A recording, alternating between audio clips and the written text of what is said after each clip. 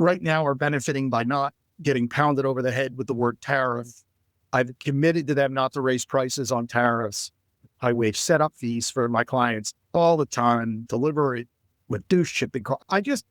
The way I operate my business is how I want to be operated when I'm doing business with someone. Hi, everyone. Welcome to the BizDev Podcast, the podcast about developing your business. I'm David Baxter, your host, and I'm joined, per usual, by Gary Voigt. Hello, sir. How are you? I'm good. How are you? I cannot complain. It's nice out here today. More importantly, we are joined by Jay Sapovits, who is the president and founder of Inked, which is a full-service promotional marketing firm. Welcome, Jay. Thanks for joining us. David, thanks. Nice to be here. Hi, Gary. Hello. I have a lot of questions for you. All right. Oh, man. Gary, do you want to start this off? This will be the first. Go for it, man. Before we get to how you got to where you are now with the printing logos on stuff, what path led you there? How far back do you want? Honestly, it's truly a case of how far back you want to go. I'm a believer that every entrepreneurial journey starts very early in life. And for me, that's the case. I can trace where I'm at today by standing in a dry cleaners, working when I was in college I went to UNLV, and it was across from where my dorm was. I needed a job, and I can trace where I am today from my time in that dry cleaners. So how long ago did you start your most recent venture? Ink Stores is a pivot of another business. We pivoted in the beginning of 2016, but we had started this entity in 2012.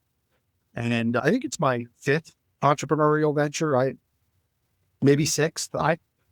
When you're old like me, you lose some track of it. But yeah, it's just, I don't know. Nobody would hire me. So I decided to do things on my own, or when I was hired. Create your own lane. Yeah. Create my own, It's funny. I have said for years that I'm pretty sure I am basically unhireable, because I think once you've done this for a while, you're used to either not having to ask permission. I think that's a big one, but it's just, you start developing weird habits. I think, like, I'm partially nomadic. Like, I purposely go to coffee shops to work, not because I have to, but I enjoy it. And being in the same place every day would be weird for me. So it's, you get in these entrepreneurial or founder kind of habits, and just makes it really hard to go back to a normal job. When I left my first job coming out of college, I was an on-air talk show host in Philadelphia on their number one male sports talk station in the country at the time. It was a CBS Mel Karmazin venture, 610 WIP. And I was there a couple of years, and I ended up leaving. And when I left on my own, I wanted something different from life. And I ended up moving into the golf world and becoming a salesperson. I sold corporate events and outings. I actually created the position at the golf course that I was at. They hadn't had anybody selling to corporations. I came in, wrote a business plan. They believed in that business plan. And that was really my first ever entree into doing something on my own, because I had just noticed that there was a gap. And then from there, I noticed a different gap and had some competitive analysis that I was against a rival that I continued to lose to because their facilities were a little bit nicer. And I built my first business. Once you do that, it's hard, because you go interview with people and they're like, why aren't you going to leave me to just go do it over and over again? And yeah, I get it, because that's eventually the pattern that emerged in my life, is when I did work. Because at Marquis Jet, for example, when I was on their original team, that we went from 0 to $1 billion in 4.5 years. It was bigger than anything I'd ever been part of before. But even in a run like that, I wasn't the boss, and ended up wanting to be on top of something else. And I ended up leaving after about 5 years. So we went on this amazing run up, and I still yearned for something more. So I'd say once you're on that entrepreneurial trail, it's hard to get off. So what do you think that does that? What is it? You think you're born with that? Is that something you got bit by and that just changed your trajectory? Or do you think you didn't have a choice? Yeah, I think you always have a choice. I think choice is what creates it. For me, I look back at it, and it very much came from my upbringing. I've told the story a bunch, but never to you two. And I'll share, my dad was a school teacher and he hated his career. And I remember he would come home on the first day of school, and for the last, you don't remember when you're really little, but I remember the last 10 or 12 years of his teaching, he'd come home on the first day and he'd say 179 more to go. And you hear that from your dad enough, and you watch this man who you love be miserable in something that you should not be miserable at. And I just made a vow that I was never going to be anywhere where I wasn't happy. And I've certainly had days where I haven't been happy. Don't get me wrong. Being an entrepreneur is an incredibly painful and difficult experience at times, often more than not, and very much out of your hands in some ways. But it's not the pain it's choose your pain, right? It's the pain of working for somebody else and following their dream, or the pain of doing it on your own and following yours. And I just vowed I was never going to do it for somebody else long term if I wasn't happy. Trust me, there are a lot of times I was happy, right? I love my run at Marquee. I love my run at Winco. I've loved working in places I've been, but yeah, obviously I like where I'm at now more because it's been the longest run of my professional career. So you've been doing this, your current one, for a long time. So maybe this isn't a great question, but do you enjoy the start as much as you enjoy the run, like the getting off the ground, picking up steam and your first customers? We call that the slog, which some people really like because everything's new and exciting, right? Yeah. And but then things settle down, you get customers, you start having repeat customers, life gets a little more stable. Yeah. And that almost sounds like a job to a point. You're still in charge, but it's not quite so crazy, which is where a lot of entrepreneurs live. Do you find you prefer that, or you like that hustle and bustle? Yeah, I'm a 0 to 1 entrepreneur at heart. That's what I love to do. I'm great at creating something from nothing. I'm at my best when I'm at the stage that people tell me that I'm crazy and I can't do something. So the stage I'm at now is a bit more challenging for me because it's definitely more operational. And I need to figure out how we scale a business, and the skill set required to scale a business is a very different skill set than to start a business. So with all that being said, I'm not young, and I've been on the 0 to 1 stage previously, and it's not that I don't have the energy to go from 0 to 1. It's that I don't have any need to not be at where I'm at today. Like, I still love it. I still wake up wanting to come to the office. I still want to be in front of clients. I still want to do what I do every day. It doesn't feel like a job. It very much feels like fun for me. And I once had a client tell me, because I had asked him, he was sold his business, same business 3 times. He was richer than he could ever imagine being. And I once said to him, I said, how come you don't retire and just play golf every day? And he just candidly said to me, he goes, because I'm great at business and I suck at golf. So why would I want to leave something that I'm great at for something I'm not good at? And it made complete sense to me. Now, having said that, I don't suck at golf, but I think everybody sucks at golf. But yeah, so I love the 0 to 1 stage, but to me, there'll be plenty of time for 0 to 1 or 0 to 1 advisory. I've got a job to finish here, and that job's not complete yet. And I'm still excited to do it every day. So I'm able to manage my ambitions through it.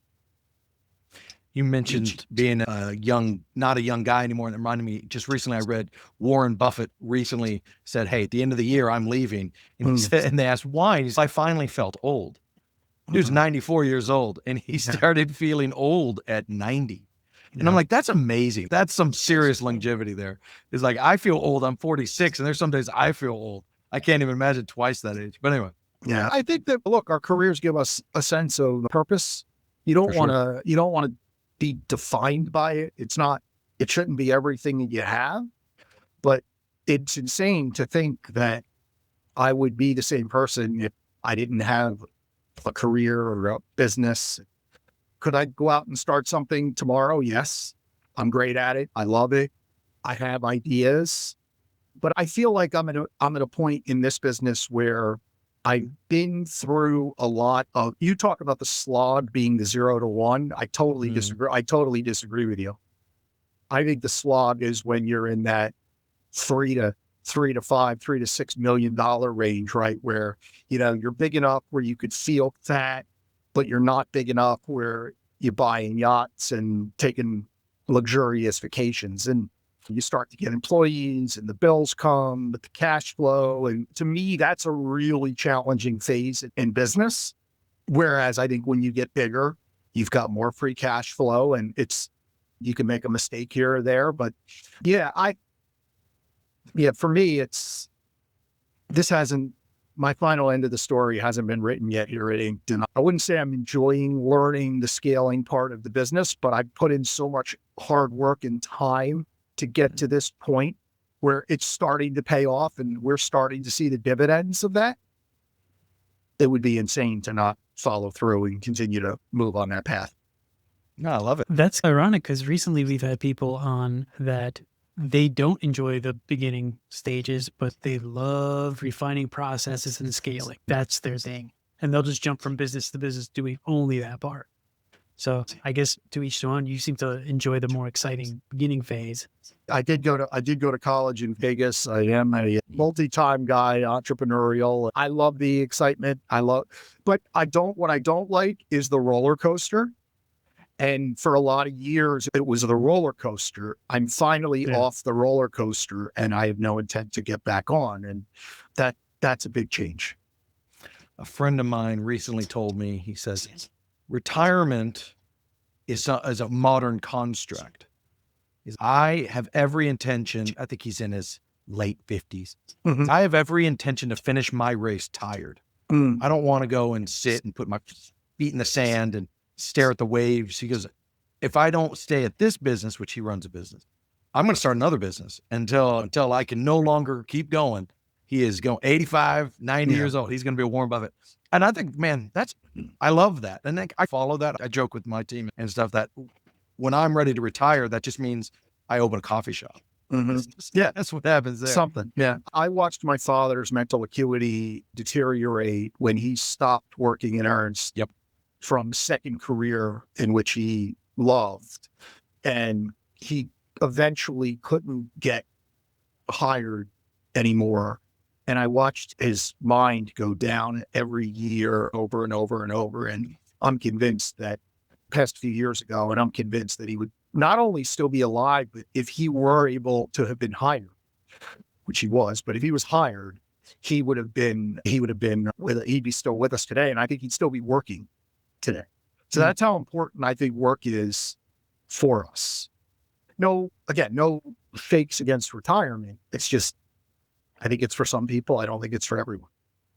That's fair. Yeah, I think even if you're tired, you got to have some reason to get up every day. It could be volunteering. It doesn't have to be a job, but it's got to be something. Otherwise, it just falls away. The working doesn't have to be backbreaking, but just something to keep you curious and learning more every day. So you've done all these things. I'm going to change gears. Gary, did you have anything before we change gears? I had questions that were more related to his current business and the actual okay, that's where I'm changing. Graphics and promo type stuff. That'll work. Mm-hmm. Okay.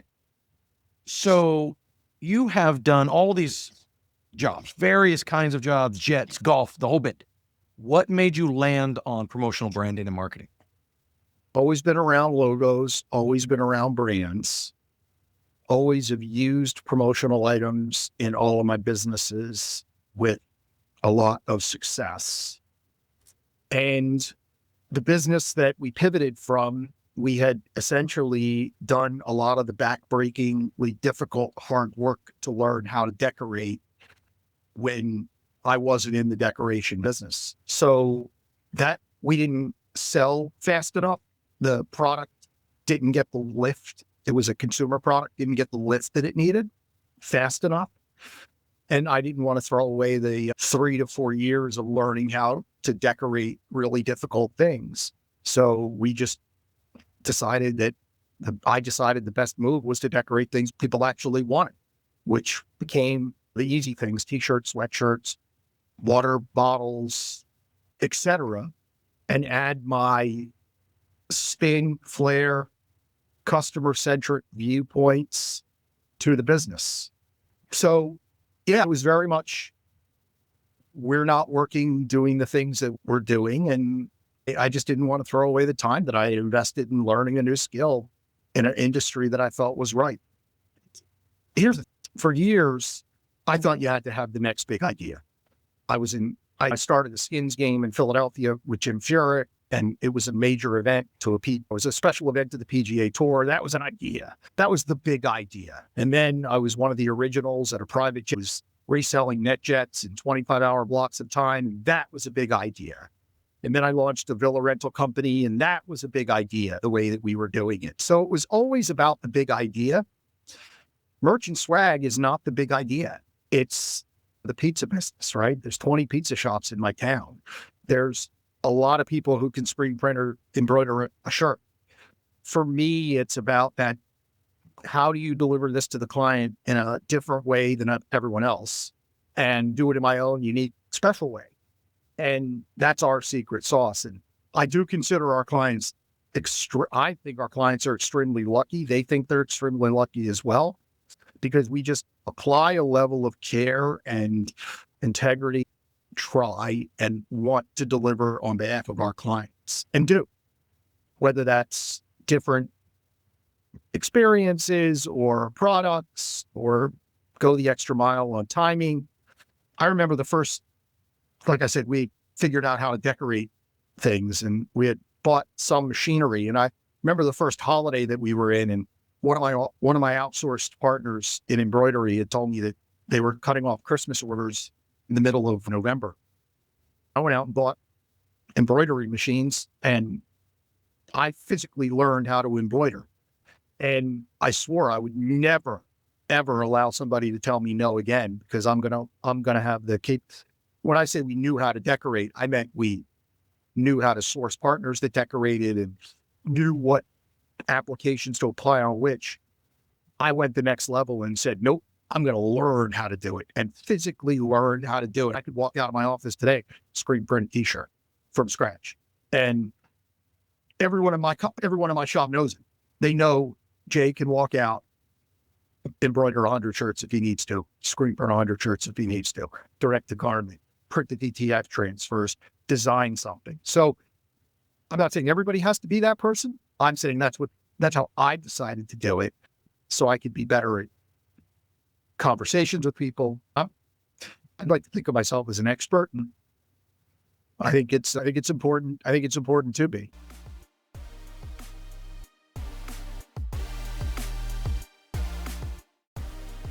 Big Pixel builds world-class custom software and amazing apps.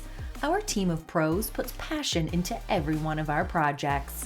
Our design-infused development leans heavily on delivering a great experience for our clients and their clients.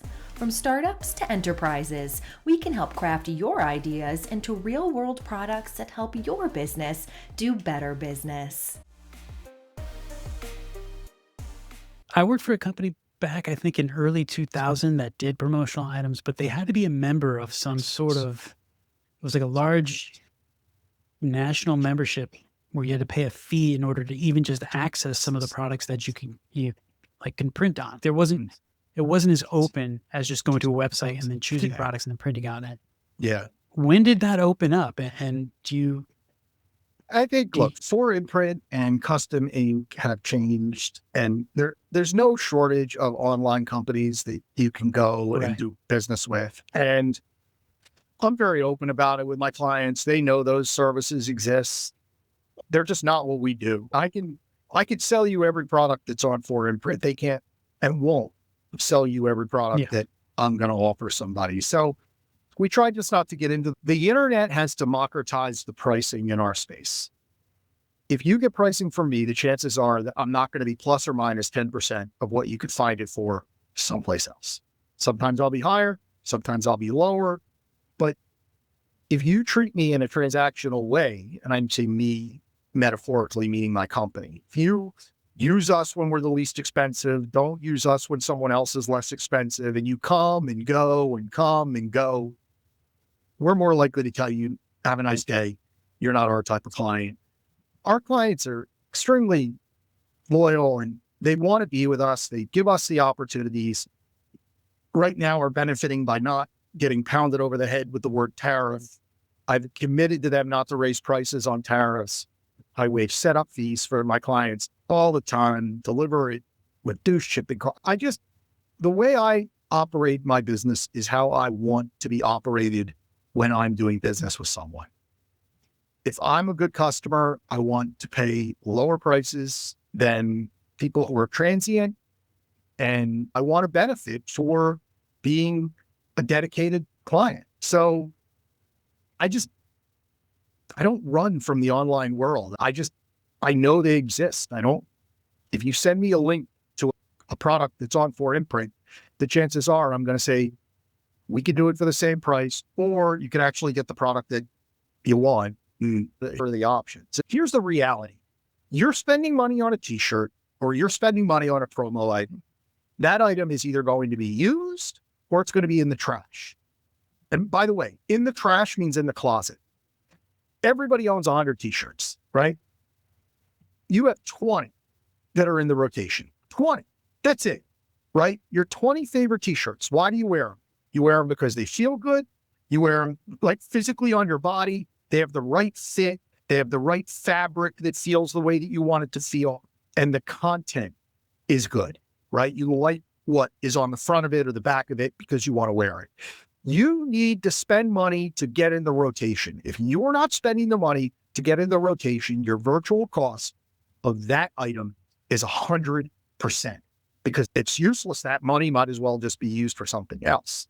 So your price isn't $8 to $10 or $10 to $12 or $12 to $14. Your price is $0 to $12, $0 to $14. That's the decision you're making when you choose the shirt that you're going to print. And that's how you have to think of it. So I love the passion. yeah, but we lost David when it comes to graphics and stuff. He tunes out, but I'm all in it. It's right. He's such a dork. You were right in his wheelhouse. I love it. So this is an interesting question. I call this my blue sky question. Okay. But it's different for you than I think a lot of them. So I'm going to ask it a little different.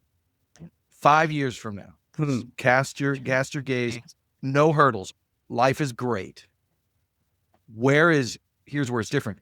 Inked or J in that 5-year period, right? Have you committed, if everything goes well, did you finish your mission and you're now doing something new? Or now is ink just blowing up and you're loving life? Like, where are you at? I'm going to answer this in a different way that I don't know if if you ask this question to everyone, they might answer it differently than I answer it. I don't think I could look back 5 years in any 5-year increment and be able to tell you that I had any assurance of where I was going to be that previous 5 years. That's looking back. I think looking forward like that, I'm in this today. What happens tomorrow? I expect to be in the merch world. I told my wife all the time, I can't envision a scenario in which I do anything else the rest of my life. I love it that much. So let's assume you're staying with Inked. Where is Inked in 5 years? I think we're in a good place. We were in a good place 5 years ago. When COVID hit, we were able to survive and plow through it and grow. We did pivot the business, looking back on it, to more online swag and merch stores versus an in-shop retail experience, and grown from there and ticked off a lot of but a lot of blue chip clients and other great sized businesses. But yeah, I think we're great. I think Inked is, I don't know, probably 2 or 3 times the size. I don't think there's any reason we wouldn't grow. We have a great team in place, and we had a strong business model, and we're getting better every day. And yeah, I'm bull on the business. I'm happy with where we're at. Very cool. Before I ask our final question, I have one more small one. Are you guys keeping up with the trends and changes in the graphics world, like with the applications that are starting to use AI more, or are you guys still honing in on the core craft of what you do, tools that you know? AI is complicated. I don't think AI is caught up with on the graphics side. It's cool, but not perfect yet. There are companies that have done some really interesting builds relative to using AI. We're keeping up. I don't think we're setting the pace, is the way Are you getting a lot of stuff, junk created by AI to print for people? I don't know. Not really. We're very corporate. So Okay. we haven't seen an influx of AI. I'm more talking about like the tools that help build and not build, but more operate the business. But yeah, again, come back to the fact that I'm not young and I'm still a people person. I still believe in people and invest in people, and maybe to my detriment, but I still hate phone systems when I call into places. So I try not to, I just don't want to be that company. And here's the good news. I'm a founder, so I get to build the company I want to build. And the company I want to build is humans first and people first. Doesn't mean that I'm anti-AI. I'm pro-AI. Everyone here will tell you I'm a big AI user. But yeah, it's not where it needs to be relative to creating art that's operational for the business yet. Yeah, I Very agree good. with you on that. Through your experiences and all the different businesses you've either worked for or helped build or started yourself, through your lens, what would you say are 3 key pieces of advice you can give a startup or an entrepreneur? I think one is to be action biased. It's the most important part. Nothing happens until you sell something, and nothing happens if you don't do it. So you just have to go and you have to do and go. I don't know any other way to say besides take action. The second is I think you need to prepare yourself for a lot of pain. There's going to be things that happen that are out of your control and they're going to hurt. And you're going to want to pull the covers over your head and not get out of bed in the morning. You're not alone. No entrepreneur has ever not felt that. It's even to this day, though, I'll get an email that will be such a gut punch and you think the sky is falling and everything's not going to be okay. And I would share with you that it is going to be okay. And then the third piece of advice, and this should save you thousands, is bet on yourself.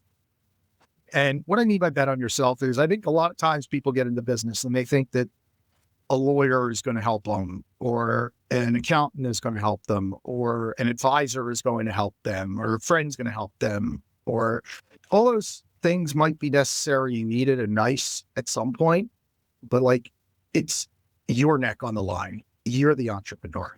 You're the founder. Like that lawyer is still going to be a lawyer. That accountant is still going to be an accountant. That advisor is going to go advise someone else. This is yours. It's you. So don't look to outsource the hard parts. Don't look to, I had to learn how to embroider so I could have a bay of embroidery machines. I didn't see that coming. I didn't necessarily want to do that, but start changing needles and threading needles and breaking needles, and like all of a sudden how your own business operates. And I think it's completely necessary. I think early in my entrepreneurial career, I tried to outsource the hard stuff and I got burned by it. I learned lessons the hard way. So I said that's number 3. It's all three of those are number 1. There is no number 3.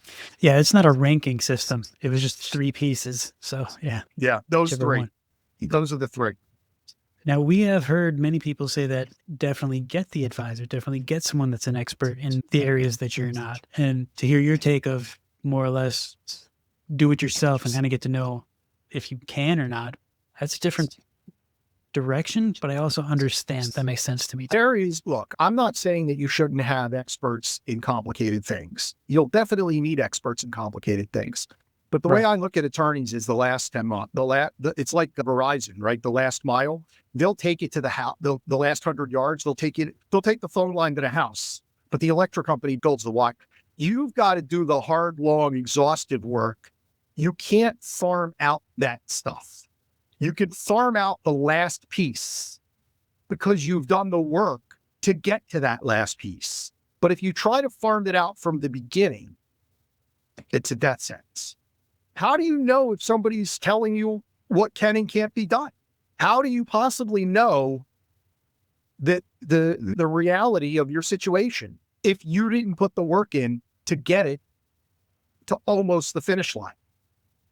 And by the way, it'll cost you a fraction of the money, which is really the big piece of it. So you choose. If anyone wants to learn more about yourself or Inked, where can they reach out? I post every day on LinkedIn. And email is fine. jay@inkstores.com. jay@inkdstores.com. Not hard to find. That wraps up this episode of the BizDev Podcast. Thanks for listening. Let us know your thoughts. We'd love to hear from you. Shoot us an email at hello@thebigpixel.net or connect with us on Instagram, Facebook, YouTube, X, and LinkedIn. BizDev is a production of Big Pixel, a US-based provider of UX, design, strategy, and custom software. This podcast is edited by Matt McCracken, yes, that is his name, and me, Christy Pronto, marketing guru for Big Pixel.